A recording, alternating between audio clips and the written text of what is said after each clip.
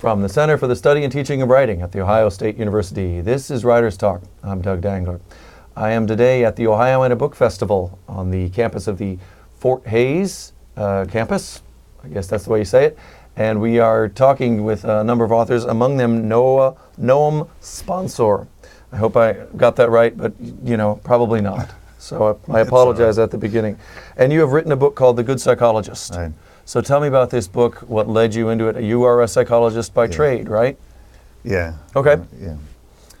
What led to it? I'm not sure. Many years ago, I had a client showed up in my office claiming to be a stripper with stage fright. And so I saw her for one session and she left, but it stuck in my mind as a memory of an interesting, intriguing premise. And years later, I was in the clinic, and it was late in the afternoon. I was tired, and suddenly I had a thought that I wish the next client doesn't show up. And that day, as I was driving home, suddenly it occurred to me that this sentence, this scene, or a psychologist sitting in his office hoping the next client doesn't show up, which I'm imagining is not all that infrequent. Yeah, it had in it the energy of a novel, and then I thought, okay, I can write a psychologist based on my experience and so on, but who's the client going to be? And then I thought about the stripper, and I figured it would be interesting to see where that could go. And that's how I started to write the book. Okay. Now this is your first novel, right? Well, it's my first book that's been published here. Okay. I wrote it, I have another book published in Israel. I wrote this originally in Hebrew. It was published in Israel, and then my editor in Israel was at a conference in Jerusalem, sitting at the bar with an agent from New York. And she told her, I have a book here I think is unique. And the agent said, well, have him translate it. So I translated it. She took it, and then we sold the book here and around Europe and so on. What was that like to start off writing it in Hebrew and then translating it? Did you find as you translated it that it distanced you from the work, or it drew you into the work? What did it do as you had to translate it yourself? Well, it's fun. The first thing is that it's enjoyable to do this. I think if it's not enjoyable, then why do this? I just do a split screen, on my computer. I have the Hebrew here and the English, and then I just work on it. And I find it's like a little bit like a puzzle. There's an intellectual side to it that things have to work right, on the page. But there's also something about the tone and the spirit of the text that you have to transfer, and that's more difficult. But I looked at it as a challenge and enjoyed it, actually. It wasn't difficult for me. But I think when you move something from one language to the other, some things are always lost, but other things are gained. So, what kind of things did you gain moving it to English? Were there idioms that you thought captured into? The plot takes place in the Midwest. So when I wrote it in English, it felt more organically as sort of the language of the characters. These are American characters in the Midwest speaking in English, you see, so, and being Midwestern. So that worked better, I think, in English. In Hebrew, I just think the Hebrew language is just a beautiful language. So there's some poetry to the Hebrew work that you can't quite do in English. There's no poetry in English? Not for me, not as much. Okay. There's some, so you gain something because the characters in English live in America, speak English, but you lose some beauty that only Hebrew can convey, at least for me. So you've got a training, your background as a psychologist. When you started on this work and you started changing the way that you wrote, I'm assuming, to do this, what were some of the difficulties you engaged in? Because a lot of psychology writing is very factual, right? Yeah. You're saying, here's what this is, here's what that is. Whereas you move into a novel, it's very different. You're creating these characters. You don't have to worry about absolute factualness. You have to create that. What was that experience like for you?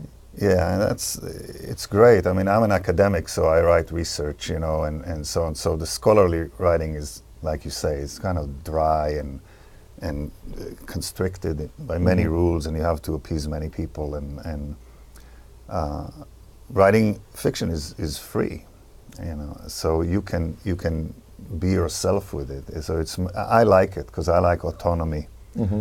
And I like to put my vision, and not have to, have too many constraints on that. So that was fun. I mean, I think the best thing about creative writing, and both scholarly and creative writing, is there's a creative element to it. I mean, you have to come up with ideas, you have to defend them, you have to tell a story. But I think with creative writing, the greatest thing is the moment, when you sit in front of the computer, there's nothing, and then after an hour, there's something, and you don't know where it came from, really. It's a mystery, because you don't plan ahead. At least I don't. I have some vague idea of the scene, but then the scene begins to happen. The characters begin to speak. They do things. I didn't plan it. And there's something about that process of creating, something from nothing, and something about the process of kind of, it's almost like you hook into you go to the place of the story. It's like you go to the jungle and you see a lion. You get to the place of the story and the story reveals itself. That's something that's really powerful in creative writing for me. There's pleasure in it, just like if you go to the wild and see a lion. You can't replicate it. I mean, if you see a lion at the zoo, it's not the same. Right. I'm going to make a leap here and say that as a psychologist, maybe there's something interestingly revealing about your use of these metaphors to say that when you go into a story, you're going into the jungle. If you were on the couch, how would you respond to that? I mean, that's a really interesting way to represent writing. You're going into a jungle, you're going into this unknown territory, and you find that fascinating and fun. Yeah, well, I think partly because it is so rich, the jungle or the ocean or the world. There's everything is there. There's the fear and the fascination and all of it. So it's interesting. And the thing about it is, I think a lot metaphorically, and there's a lot of metaphor in the book. In the book, the psychologist also, he sees a client, he also teaches a night class about therapy, and then he has a relationship with a woman with whom he had a secret child, and there's a whole drama. But I think the important thing is to have the experience of being alive, being in the world authentically. And maybe that's where the metaphor came from me, that when you're out there in the jungle and you see life as it is, and I think that's a good thing. Okay. All right. So my last question is, now when you're sitting there and you're, let's just say, hoping a client doesn't show, are you thinking, I hope the client doesn't show because I can work on my next book? Or do you have a book in the works, or is this the...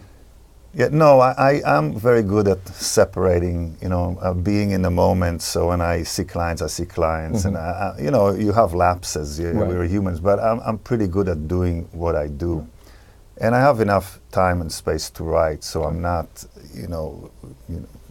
looking for that in this way. And I really enjoy the academic work, the clinical work too. Right. So it's integrated. Right, but I guess my question is there another book out of this, or you've got other clients or other moments that you thought this is really powerful? Yeah, actually, yes. There's the other book. The next book is actually, it's already written. It's coming out in Israel next month, and then we translated it. We're going to sell it here. Did you translate it yourself again? Yeah. What's the title? Well, the title in Hebrew is The Measure of Mercy. Okay. But the English title may change. But it is based in part on some clinical experiences that I had, some memories, and So there is a similar process going on. But not do any of the characters follow through? It's No, not no, a no. sequel or anything? No, Okay. it's different. Okay. Yeah. All right. Well, Noam Shpancer, I thank you very much for being here today on Writers Talk. And again, the book is The Good Psychologist, and it's available in English, Hebrew, how many other languages? 5 languages. 5 languages, but you only did the one translation. Yes. No, I'm just yeah, kidding. I can't speak Greek. Okay. All right. Well, thanks very much. My pleasure. And from the Center for the Study and Teaching of Writing, this is Doug Dangler. Keep writing.